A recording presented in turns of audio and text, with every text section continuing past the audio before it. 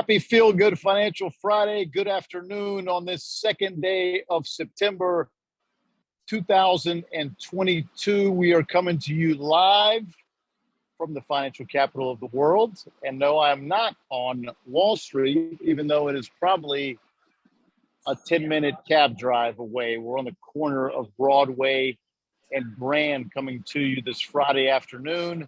I am George Kroustalis. With me, as always, my co-host extraordinaire, Kim Lanciel, financial literacy consultant, and Sam Castellan, real estate development expert. Giving you, as we do always, the 30,000-foot view on the current financial landscape, and then a little more. Well, we just had a Jobs Friday, being the first Friday of the month, and initially, we thought it was Goldilocks. And what Goldilocks means is that it's not too hot, where the Fed would want to raise rates potentially more, and it wasn't too low, signifying perhaps we are entering recession, like many believe. It was just right, and the markets took off. Matter of fact, the Dow, a little after lunch, was up over 370 points. And just checking my phone here right before the close here at 4 p.m., we are down over 400 points, 700-point reversal. That is not insignificant. So you ask why? Well, this week, which by the way marks the third straight week of losses for the market after having 4 straight weeks of gains for the market in July and first week of August. This week saw a significant rise in interest rates. That's right. 10-year Treasury yield back over 3, solidly approaching 3.25. We've got the 30-year mortgage rates back over 6, actually approaching 6.25 this morning. 2-year Treasury yield is the highest since 2007, roughly 3.5%. And last but not least, just reported this morning, fresh off the press, we've got credit card interest rates are the highest they've been in more than 25 years. That number is 18+%. And that affects all of us who carry any sort of balance on a credit card. So with all of that, Kim, I come to you. What is going on?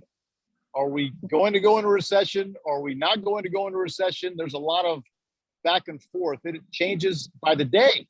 It changes by the day. Absolutely. So, what can I say? But, in my world and the people that I'm talking to, it's still the student loans. The moratorium, it's ending in the end of this year. So people kind of have to start thinking about, credit cards, the interest rates are up. It's like mortgage rates are up. Everything is up. So they really, really need to start buckling down even more so. So what's this future going to mean? I think the restaurants are going to be a little bit more empty, and I'm pretty sure that people aren't going to be buying homes. So right now, it's a lot of really crazy numbers that a lot of people probably really don't know. But 44 million Americans have student loans out at $1.6 trillion. That's a lot of money. This is the 7th time since March of 2020 that they have held off on requiring payments for student loans. So this is it. This is the end of it. We're at the end of the road. They're going to have to start collecting on these student loans. So that means that these students are going to start dipping into their savings. All these people that have the loans are going to start dipping into their savings. So the July, apparently the savings rate was at 5%. What does that mean to everybody else? That means that we just kind of need to start saving a little bit more. So for the people that are going to start owning those loans, they're going to start having to do those payments. They need to start making some changes, and they need to start doing, their little homework, figuring out what their budget's going to be. Maybe they need to start doing some other types of refinancing of things if they can. And one thing that people always forget is that looking at your credit score, because if you are going to be paying off the loans, you need to figure out if there are any errors on your credit score. So that's kind of like really important for the people that are looking to make their repayments. So apparently only 1.2% of borrowers of student loans actually made payments since March of 2020. That's a very, very small percentage of people. Might as well be zero. Yeah, that's a lot of people that owe a lot of money. So we're looking at, millions of borrowers that have skipped all these payments, and what's going to happen. So they have to sort of figure out what they can do. One thing people can do is with their employers. Sometimes employers are giving people breaks and they're offering to pay their student loans. They're offering them to, give them types of, work with them discounts. And again, going back to the borrowers, the people that they used, that they, got these student loans for, talk to these people.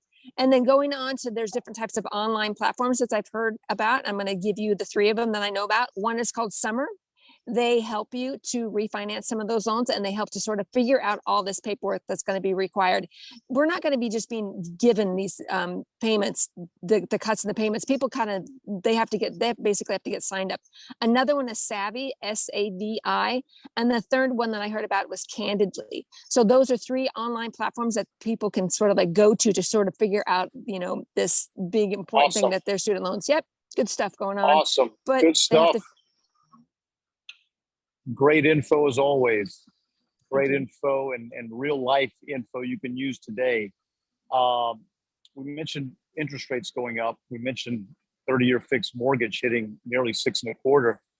Sam, I know you're going to touch on, being our real estate expert here.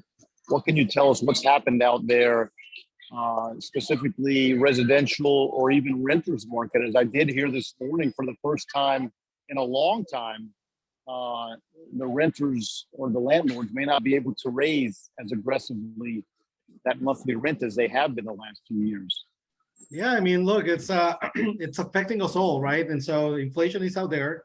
Last week there was like this conference with Jerome Powell, as you know, and so he mentioned, I believe, like it was like 40 times in 12 minutes the word inflation, right? So it's out there. We all know that, and so it's affecting us all. And one of the effects that we're seeing, George, is that like people are now, because the money is more expensive, people are not being able to get the level of mortgages that they used to get like a couple of years ago or even last year. So because of that, obviously people are not being able to afford buying the level of pricing homes that they were.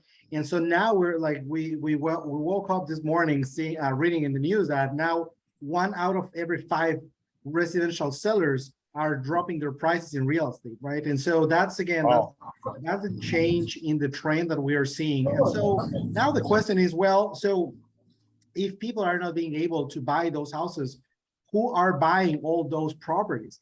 And so the interesting thing that we see is that now we see institutional investors that are buying single family homes because they realize that they're a commodity, right? And so the big trend that we're going to see in the next 5, 10, 20 years is that many of these single family homes are going to be owned by banks and institutional investors. And then because people are, again, passing from an owner's role in society to a renter's perspective, now many Americans are probably going to be renting in the next 10, 20 years to institutional investors. So that's a macro trend that we're starting to see, and that's very interesting to analyze, George. Yeah, it's a trend that, the private equity folks were early in that trend. I know Blackstone started buying residential homes, like you said, right before COVID. Then, of course, we all had the COVID halt for a few months to figure out what the new world looks like. But then they accelerated that due to the real estate dynamics. So that's a great pickup, Sam, to see that now it's more than just the private equity folks. It may be institutions of all types. Anyway, that's going to about wrap it up for this Friday afternoon. I just want to thank everyone for joining us today. And please remember to subscribe, like, and share. That is how we get the word out in this medium. I did mention New York City earlier. That is where I am. It is opening weekend of US Open, meaning 3rd and 4th round. Labor Day weekend out there. Serena's on Arthur Ashe tonight at 7. Let's go, Serena. Keep this dream going. Hope everyone has a wonderful holiday. Enjoy Labor Day. And we will see you next Friday. Adios.